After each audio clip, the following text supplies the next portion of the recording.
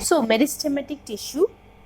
Meristematic tissues are also known as immature tissue, as they are not permanent tissue.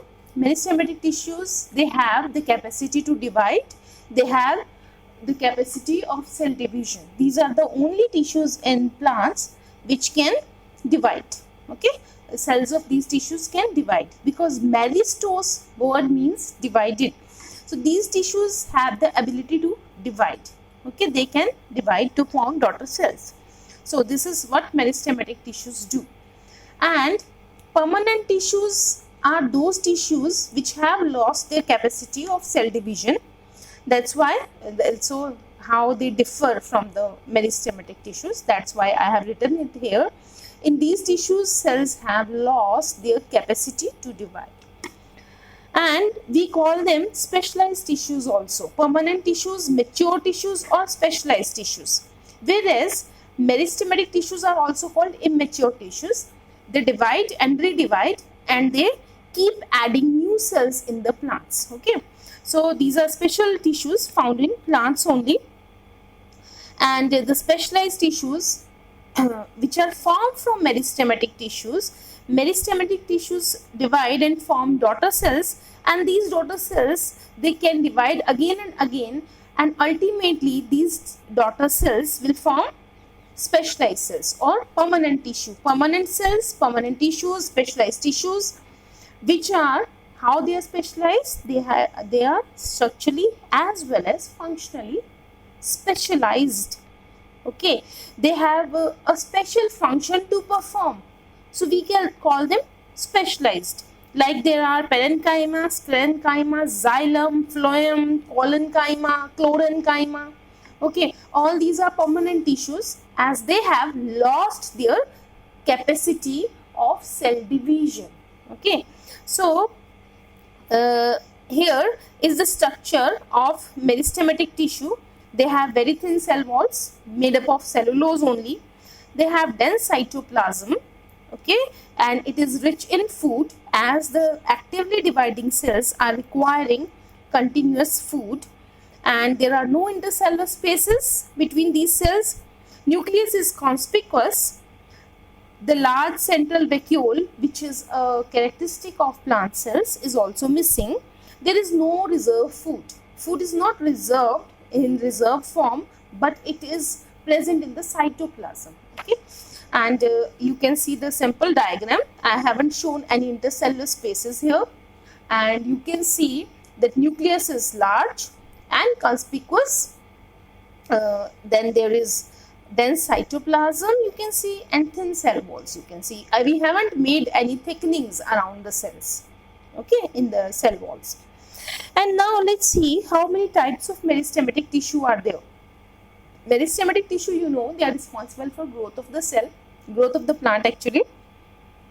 So meristematic tissues, they help the plant to grow. First, the plant grows vertically.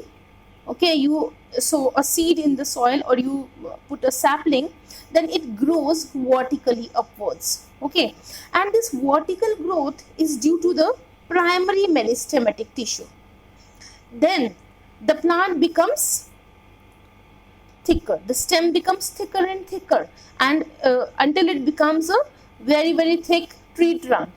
Okay, so that growth, that type of growth, which is the horizontal growth of the stem, that makes a very thin looking stem into a big tree trunk, that one is due to, that growth is due to the secondary or lateral meristems. Secondary meristems, because they are responsible for secondary growth, and we call them lateral growth, we call it lateral growth as well. So we call them secondary or lateral meristems. Okay, and here we will see what type of meristems are primary meristems. So they are responsible for primary growth. Primary growth is longitudinal growth of the plant, and they are present. The primary meristems are mainly apical meristems, and these apical meristems are present at root tip as well as at shoot tip. Okay, they are present at the apex, root apex, or shoot apex. They are present at both places. So we call them apical meristems. Okay, here we find at the shoot apex we find a apical meristem, and also on the root apex. If the root is having branches, on each and every branch of the root there will be apical meristem. Root apical meristem found on root tip, and shoot apical meristem is present on the shoot tip. Okay, clear? So this is simple apical meristem. What does apical meristem do? It keeps adding new cells. As you know, meristems, these are those cells, meristematic tissues, which keep adding new cells.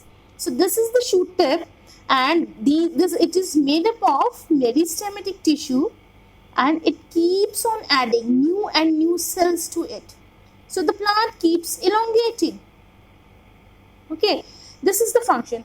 And the shoot tip, every plant wants to keep, this is very important region, you know, it is very, very important. Apex containing apical meristems is very, very important region for the plant as the plant grows.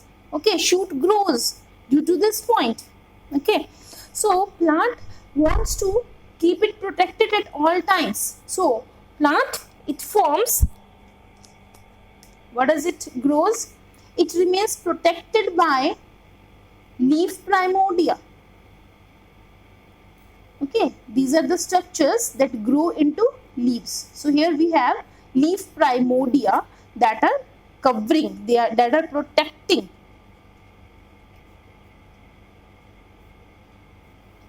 Primordium. Okay, it is protecting, this leaf primordium is protecting the shoot apex. And you know, when a seedling grows, when from a seed, this it starts forming, it starts germinating, it starts forming radicle and plumule, and they grow.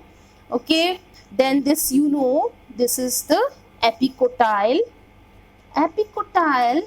and this part is hypocotyle. Hypo means below and epi means above. Okay, and this is the radicle, CLE1, not the CAL1, that is the chemistry one. Okay, and this is the plumule, which is going to form the shoot apex, the shoot system. So epicotyle, it sometimes to protect it in generally, actually in monocots it happens. Okay, ignore this bean shape of this seed, just ignore it. Okay, let's round it a bit. Okay, and the plumule, it tries this epicotyle, it tries to protect the shoot tip by bending. So it bends a bit so that it remains protected. Okay, like this. So this shoot tip remains protected from a seedling.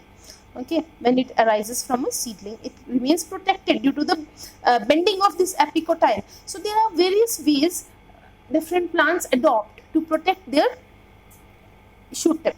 Okay, and they have leaf primordia are also there always. Okay, so this is the apical meristem. Same apical meristem you will see in the root tip also, and the root apical meristem remains protected. This one, this root apical meristem remains protected by a root cap. There is a root cap here. Okay, root cap also rises from the apical meristem, but its cells gets injured and they get removed, and it is continuously added by the apical meristem. Apical meristem keeps on adding new and new cells to the root cap. Okay, and root cap helps it bears all the friction in the soil. Okay, when the root grows through the soil, then all the friction is borne by this root cap. Okay, so it is protective in nature, and it is also formed by meristem, right? Then, so this was the apical meristem. Second, we have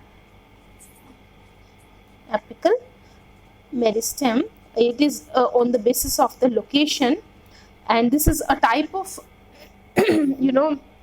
these are primary meristems we are talking about. Primary meristems for responsible for longitudinal growth, primary growth.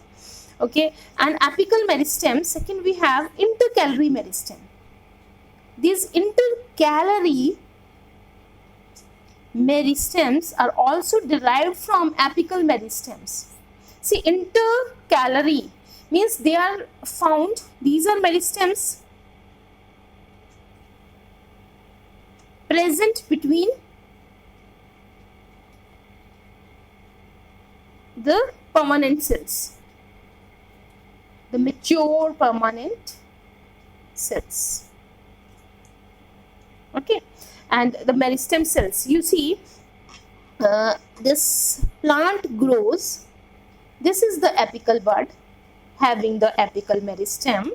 Okay, this is apical bud, and apical bud, when it grows, it leaves behind some cells near the node. Okay, you have studied morphology. Here is the leaf. Okay, and wherever leaves are present, that is known as node. So this is a node, and on node also a certain meristematic cells are found. Okay, some are also found inside the internodes. So here we go. We have shown two nodes, and this part between two nodes is known as internode. And in this internode also a few meristematic cells are left, and this is known as, and here also you can see certain meristematic cells, and these meristematic cells, now these are also produced by one thing, they are formed by apical meristem. Okay, but these cells, they have some cells, these meristematic cells have remained meristematic, they haven't got converted into permanent cells, but they are dormant. So we call them intercalary meristems. They are known as intercalary meristems, the meristems which are found between permanent cells. Now intercalary meristem, you see here, this one important thing is that both are derived from the same apical meristem. Okay, and this is, they form, here they are forming an axillary bud. Okay, and here they are forming again in internode. They don't have any special name, they just are intercalary meristems. Okay, so and these, the internodal ones, intercalary ones, they are found commonly in monocots.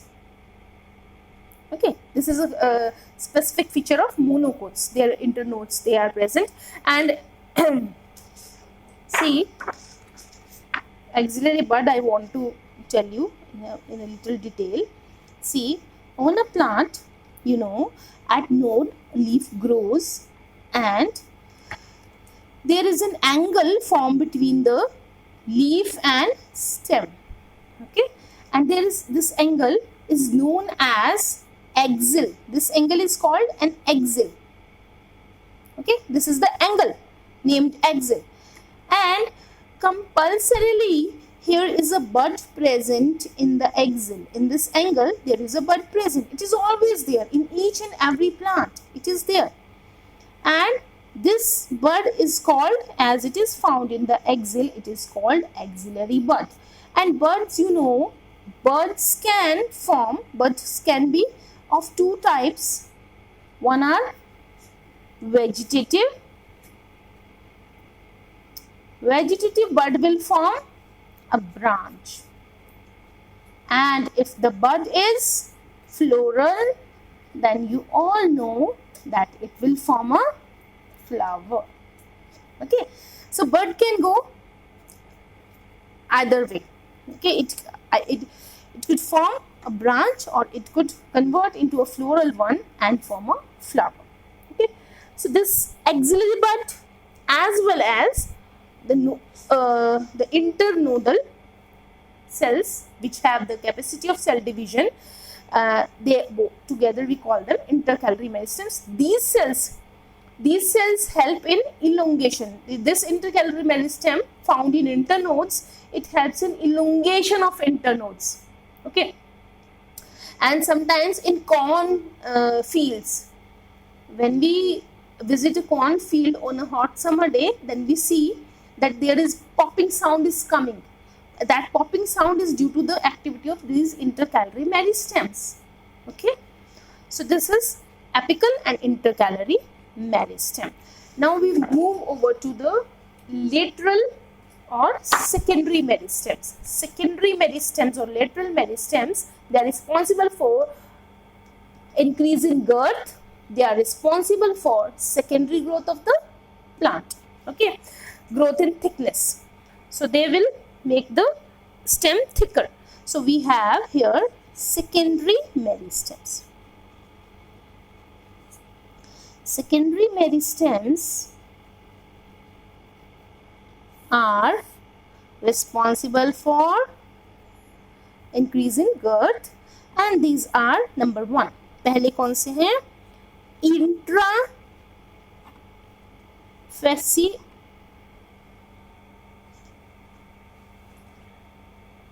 one second, I had to tell you about this meristem. Okay. Intrafascicular meristem. Okay. Now the word, first one is this. Second, interfascicular. Interfascicular meristem. Third one is cork cambium. Okay, cambium also means meristem. See, interfascicular. First is intrafascicular. Now, what is a fascicle? Fascicle means vascular bundle. Okay, vascular bundle, you know, is made up of xylem and phloem. So, vascular bundle, see, this is the TS of a stem, and it is having its vascular bundles, xylem and phloem, arranged in a ring, and we can see that there is xylem present towards the inner side. Here is the xylem, and the phloem is present towards the periphery. Okay, and let's label it. Xylem towards the center and phloem, it's a general arrangement, phloem towards the periphery. Okay, is it clear? Is it visible? Okay, so phloem towards the periphery and xylem towards the center. Okay, and here they are arranged in a ring. Now, one thing which is found in, when they are arranged in ring, then this is the this belongs to a dicot. So I have made a dicot stem, structure of a dicot stem, transverse section. Okay, and in this section structure, another important thing found is a layer of meristematic tissue, a single layer of meristematic tissue, and we call it cambium. Okay, we call it cambium.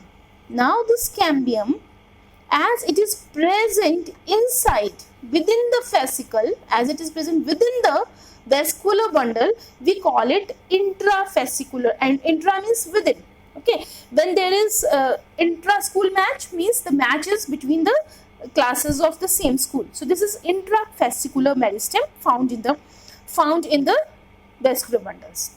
Got it? So if this is a vascular bundle, and this vascular bundle is having xylem here and phloem here, between xylem and phloem, this structure, meristematic structure, is called cambium, and as this cambium is present between the vascular bundle, inside the vascular, within the vascular bundle, we call it, what do we call it?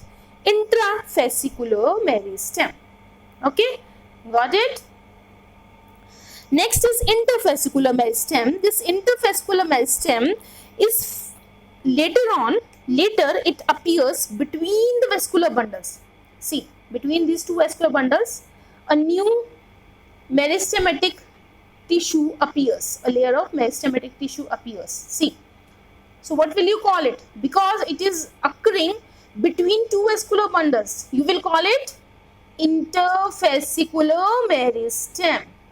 Okay. So this is about 2.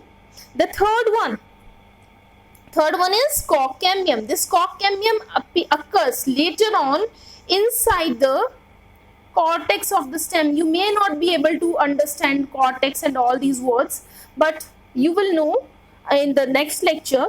Okay, so cork cambium found in the cortex. Cortex, you know, is the it is the region below the epidermis. Epidermis is the outermost layer. Okay, so it's towards the periphery. It's near periphery. This is cork cambium. Okay, right? So we will be discussing in our next lecture about these things more, and when we move over to the secondary growth, then you will know about the functions of all these 3 in detail. It will be crystal clear to you. Okay, so thank you for watching. Do subscribe the channel, and if there is any doubt, you can comment me. Okay, thank you very much. Bye bye.